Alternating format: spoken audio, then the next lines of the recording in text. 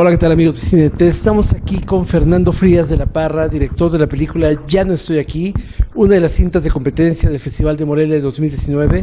Fernando, gracias por la entrevista.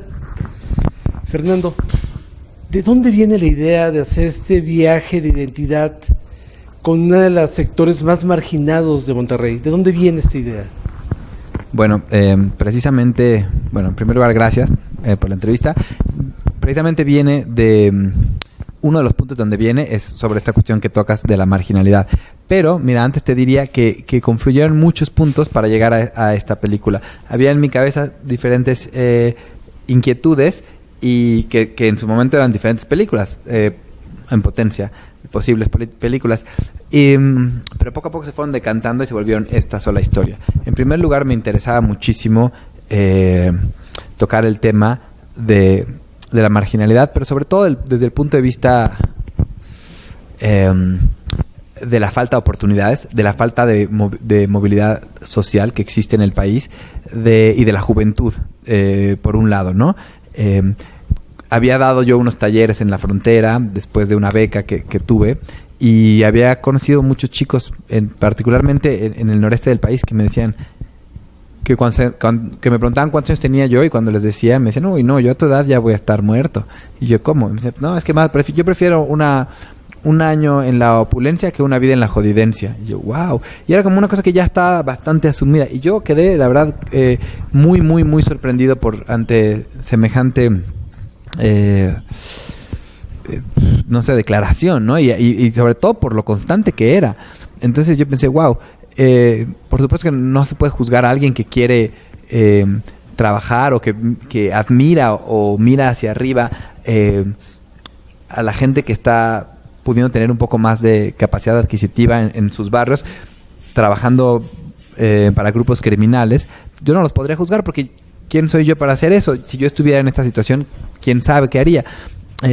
Además, también la idea de lo rico a nivel cultural, de los sincretismos y los accidentes espontáneos de la cultura, de la contracultura en las calles, como algo que ya no está tan vigente frente al fenómeno de la globalización, de las redes sociales. Tuve un trabajo como reportero precisamente de viajes y me veía a veces con pesar que en latitudes tan diferentes del mundo las cosas empezaban a ser tan iguales en muchos sentidos, ¿no?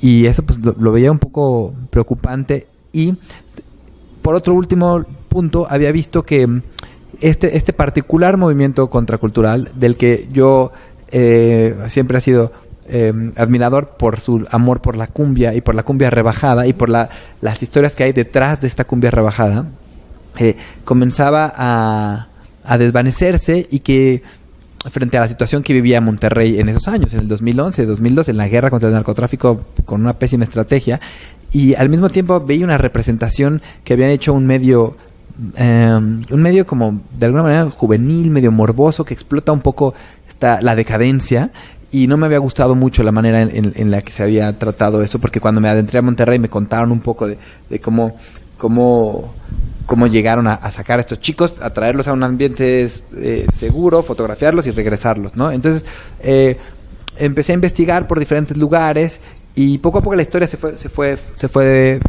me fue hablando, digamos, fue tomando forma.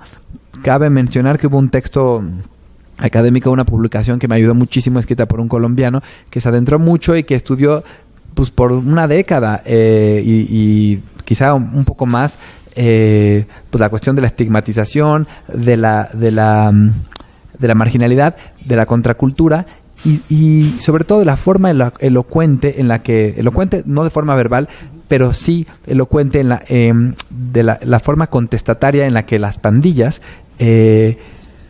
creaban una nueva identidad a partir de estos gustos y de decir, somos rechazados, la sociedad nos margina, pues mira, si tú crees que estoy feo, pues ahora soy así, ¿no? Y me cambio el nombre y ya no soy Fernando, ahora me llamo Brian, y ya no soy Frías, y ahora me pongo el apellido, es el nombre de mi pandilla, porque la misma calle, la misma casa me ha expulsado, ¿no? Porque no hay espacio, porque tengo 15 años, porque tengo otros hermanos, porque no hay trabajo, no hay dinero, me sacan a la calle y en la esquina me encuentro a un chico que vive exactamente lo mismo que yo, y ahí se forma esta nueva familia, ahí se forma esta nueva micro sociedad, ahí vamos a crecer.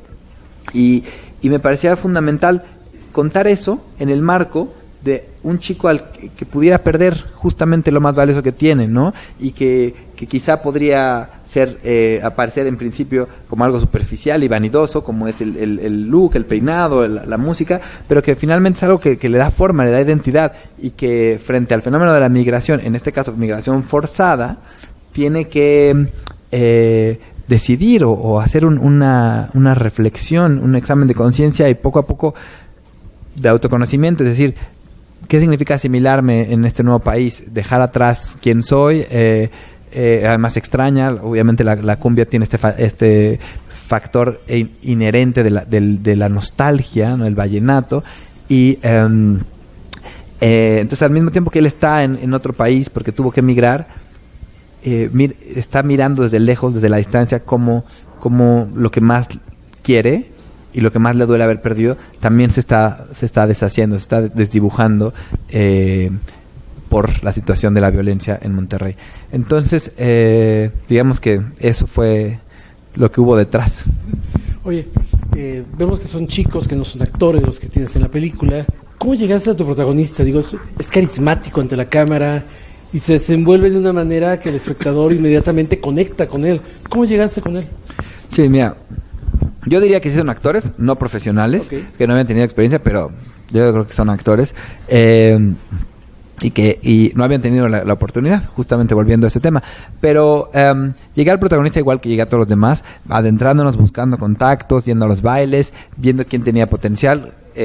Juan Daniel, Derek, Ulises en la película, pues mostró interés, y siempre él mostró una disciplina brutal, como en algún momento no era el candidato más fuerte, pero al final fue el candidato más fuerte, pero por mucho.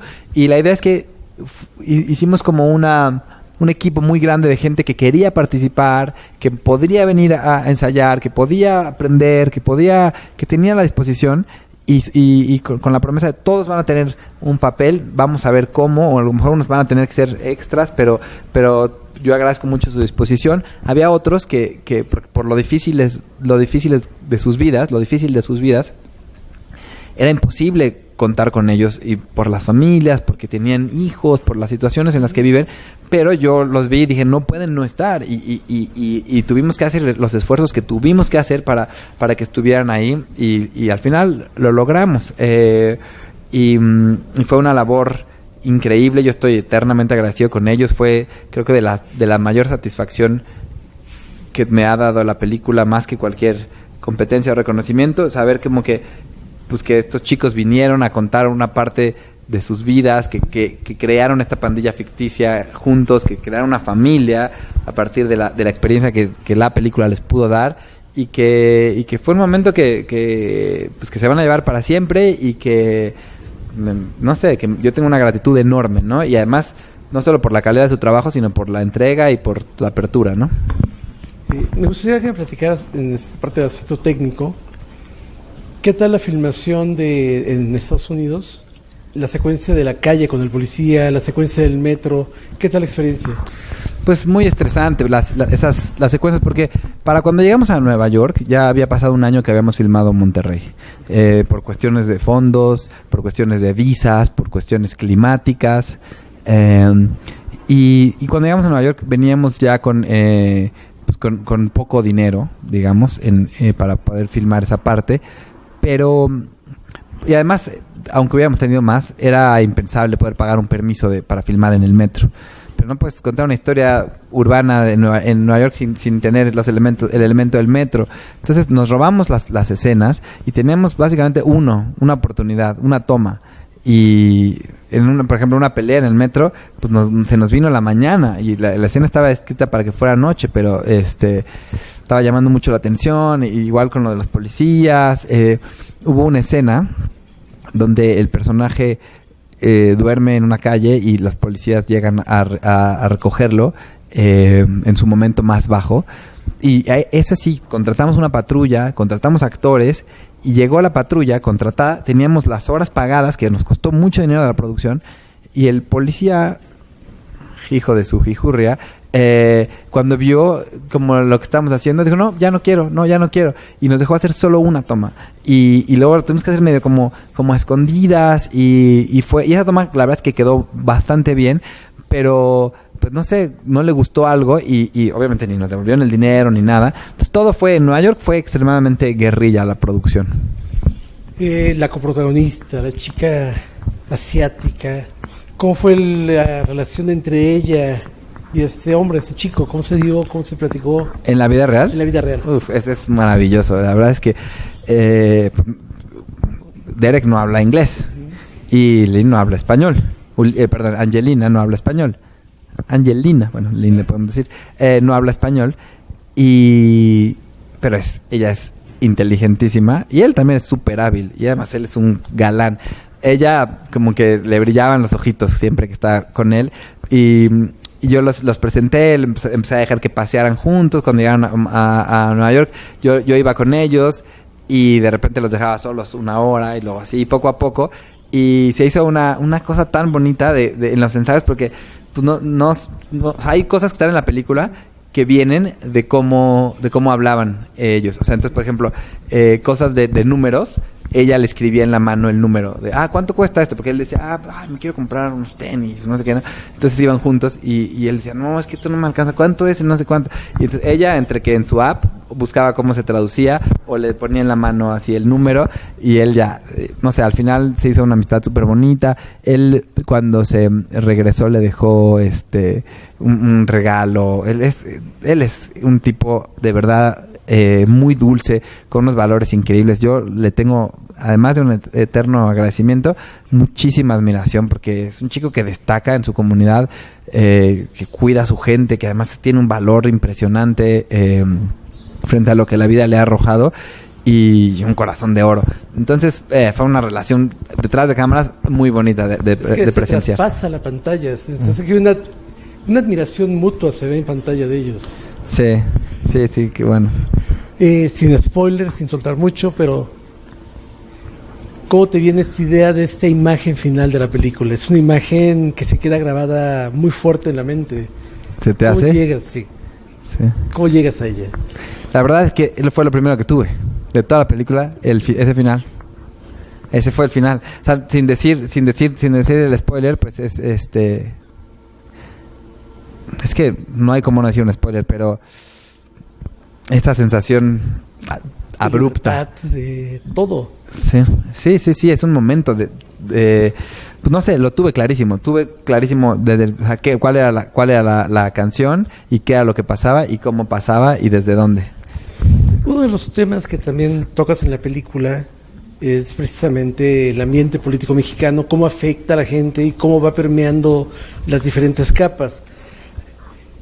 ¿Cómo fue el proceso en el trabajo del guión para que no fuera lo dominante, pero a la vez sí fuera como el elemento que empuja todo lo que está pasando? Esa es una excelente pregunta, porque a la fecha no creo que haya logrado del todo lo que se podía, porque era bien difícil. Por un lado, y en la edición intentamos el corte que era más balanceado hacia lo informativo, hacia toda la cuestión política, hacia el contexto, y ofrecía muchísima claridad, pero desdibujaba como esta parte modular de cómo quería yo construir la historia, como las piezas de un rompecabezas que estás armando, pero que al final te das cuenta que está incompleto, que faltan unas, y que se sienta que está ese agujero, que era la idea de cómo hacer la película, y que se fueran, cuando armas un rompecabezas no te vas en orden, si tienes esta pieza, tienes esta pieza, tienes esta pieza, tienes esta pieza, y de repente te van quedando menos y te das cuenta que faltan, y era un poco la metáfora, la idea de cómo contarlo. Entonces en la edición me costó trabajo pero justo Gibran, que es un increíble editor con una experiencia y una bondad hacia las historias maravillosa, pues me fue diciendo como me fue ayudando mucho a respetar mi estilo en el sentido de poder ser sutil y solo ofrecer un marco contextual sin tener que ser tan en tu cara, ¿no? Y eso en algún sentido funciona para la película a un nivel local. Quizá haya audiencias a las que desafíe mucho más y necesite de una participación mucho más activa para su comprensión, pero finalmente es lo que quisimos hacer. Fernando, muchísimas gracias. Te deseamos todo el éxito, no solamente en Morelia, sino lo que viene. Gracias por la entrevista. Gracias a ti.